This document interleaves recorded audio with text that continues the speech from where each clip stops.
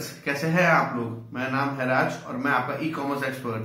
पहले तो मैं आपको बताना चाहूंगा कि यदि आपने हमारे चैनल को नहीं सब्सक्राइब किया है तो इसे जल्द से जल्द सब्सक्राइब कर लीजिए और पास में दिए बेल के आइकन को क्लिक करके तुरंत नोटिफिकेशन पाइए। दोस्तों, आज मैं आपको बताने वाला हूं वो खास तरीके जिससे आप अपने फ्लिपकार्ट की सेल को बढ़ा सकते हैं। तो चलिए बिना समय गवाए स्टार्ट करते हैं। दोस्तों, मेरी पहली सलाह ये रहेगी कि आप सेल करने से पहले हमेशा प्रोडक्ट रिसर्च कर ले। क्या चीज बिकता है, क्या नहीं बिकता है, क्या चीज लाना चाहिए, नहीं लाना चाहिए। इस चीज को रिसर्च किए बिना यदि आप काम चालू कर देंगे तो ये होगा कि आपका सेल नहीं होगा और आपको लेटर ऑन एक मोटिवेशन या एक बूस्ट नहीं मिलेगा कि आपको ऑनलाइन सेलिंग में आगे बढ़ना चाहिए कि नहीं। तो एक फुल प्रूफ प्रोडक्ट रिसर्च जरूरी है। दोस्तों, मेरी सेकंड सलाह ये रहेगी कि आप हमेशा क्वालिटी प्रोडक्ट, जेन्युइन प्रोडक्ट बेचें। यदि आप जेन्युइन प्रोडक्ट बेचते हैं तो जो कस्टमर रहेंगे वो आपको पॉजिटिव फीडबैक देंगे और उस प्रोडक्ट के बारे में अच्छी अच्छी बातें लिखेंगे, जिससे अपकमिंग बायर जो उस प्रोडक्ट को बाय करना चाहेंगे वो उसके बारे में रिव्यू पढ़ेंगे और वो रिव्यू यदि अच्छी रहेंगी तो वो अपना कॉन्फिडेंस उसमें दिखाएंगे और उसको बाय करेंगे। यदि उसके बारे में खराब लिखा रहेगा तो उसे बाय नहीं करेंगे। दोस्तों, मेरी तीसरी सलाह ये रहेगी कि आप हमेशा रेट्स का रिसर्च कर लें।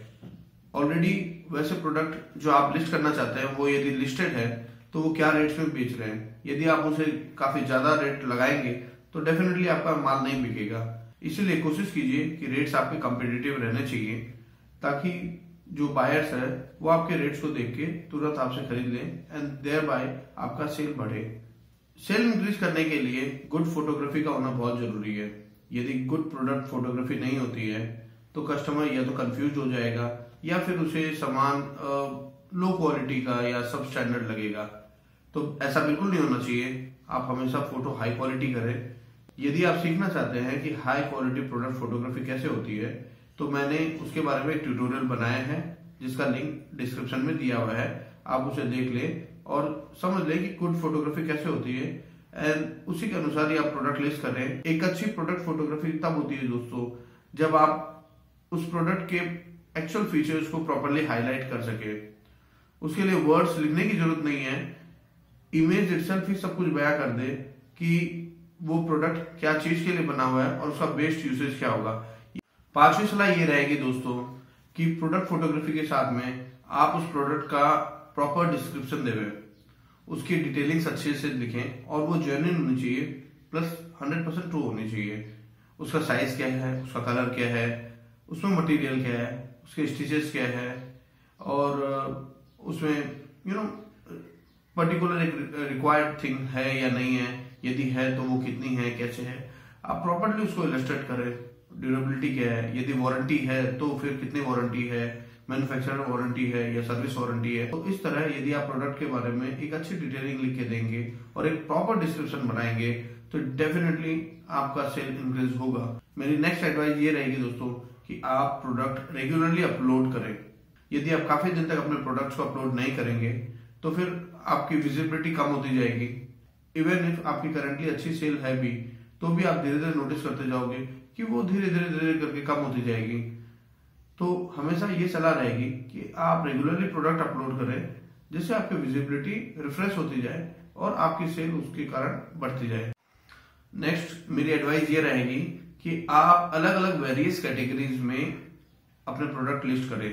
देखिए, मार्केट प्लेस में कैसे होता है कि जब कोई बायर किसी एक कैटलॉग में जाता है तो उसे नीचे रिकमेंडेड कैटलॉग दिखाई देते हैं।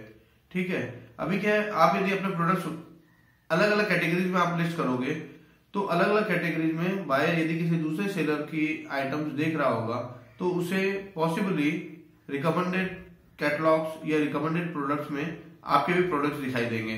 तो जितनी ज्यादा कैटेगरीज रहेंगी चांसेस उतने ज्यादा रहेंगे।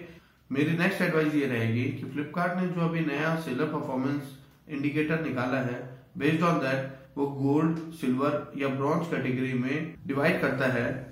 अब फ्रेंड्स, इसमें जो सबसे निचली कैटेगरी होती है वो होती है ब्रॉन्ज कैटेगरी।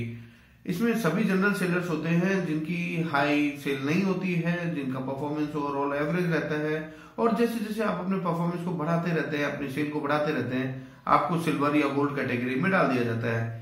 गोल्ड कैटेगरी में आ जाने के बाद में आपके प्रोडक्ट विजिबिलिटी बहुत ज्यादा बढ़ जाती है और फ्लिपकार्ट इसी के साथ में जो कई सारे सेलर चार्जेस है उसमें काफी डिस्काउंट देता है, जिससे आपके प्रोडक्ट की प्राइस वैल्यू अट्रैक्टिव हो जाती है या फिर आप अपने मार्जिन को भी इंक्रीज कर सकते हैं। और इसी के साथ में ये भी होता है दोस्तों कि फ्लिपकार्ट कई सारे प्रमोशंस लाता है जो कि नॉर्मल सेलर्स के लिए नहीं रहते हैं, वो एक्सक्लूसिवली गोल्ड या सिल्वर सेलर्स के लिए रहता है। उन प्रमोशन में आपको हिस्सा लेने का मौका मिलता है एंड देयर बाय आपकी विजिबिलिटी बहुत ज्यादा बढ़ जाती है। तो हमेशा ये एडवाइजेबल रहेगा कि वेरियस परफॉर्मेंस पैरामीटर्स है उनको आप क्वालिफाई करके सिल्वर या गोल्ड सेलर बन जाए, जिससे आपकी विजिबिलिटी और सेल के चांसेस बहुत ज्यादा बढ़ जाए।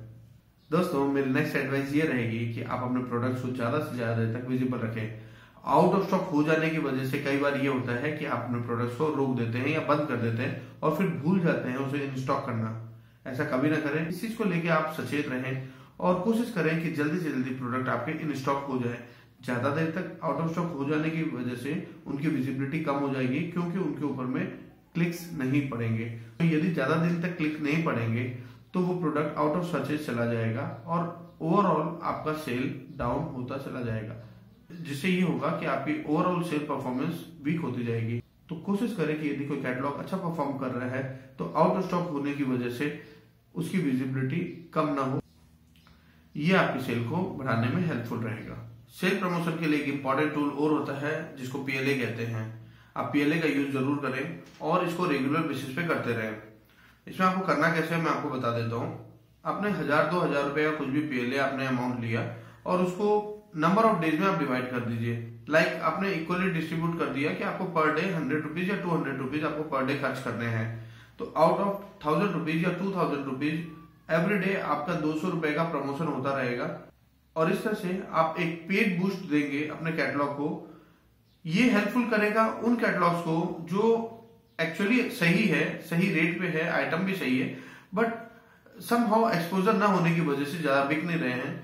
तो वैसे कैटलॉग पे यदि आप पीएलए लगा देते हैं तो उनकी विजिबिलिटी बढ़ जाएगी और वो धीरे धीरे उनपे क्लिक्स पड़ेंगे और वो सेल ज्यादा होंगे।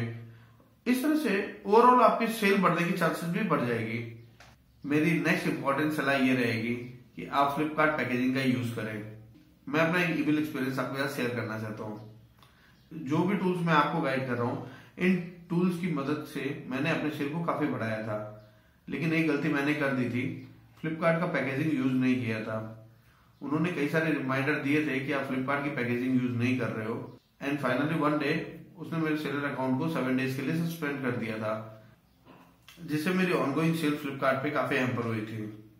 7 दिन के बाद जब अकाउंट रीएक्टिवेट भी हो गया था, उसके बाद भी काफी दिन लगे मुझे अपने एग्जिस्टिंग सेल को वापस पाने में। और इस बात का ध्यान रखें और सफिशिएंट पैकेजिंग मटेरियल अपने पास में रखें। और मेरी नेक्स्ट और प्रैक्टिकल सलाह ये रहेगी कि हमेशा सफिशिएंट इन्वेंट्री रखें। मार्केट प्लेस के नियम ये होते हैं कि कुछ एक प्रोडक्ट जो ज्यादा एक्सपोज हो जाते हैं उन्हीं की सेल बार बार होती रहती है। तो आप हमेशा ध्यान रखें कि वैसे प्रोडक्ट हमेशा इन स्टॉक रहने चाहिए, क्योंकि आउट ऑफ स्टॉक होने की वजह से आपका नेचुरली सेल पे काफी इफेक्ट पड़ेगा। स्पेशली फेस्टिवल सीजन में जब कुछ एक प्रोडक्ट्स की सेल अचानक से स्पाइक हो जाती है तो चांसेस बने रहते हैं कि आपके प्रोडक्ट आउट ऑफ स्टॉक जल्दी हो जाए।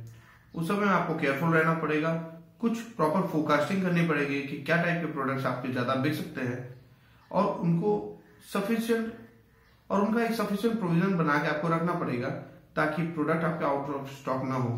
क्योंकि प्रोडक्ट यदि आपके आउट ऑफ स्टॉक रहेंगे तो डेफिनेटली आपका सेल काफी हैम्पर होगा।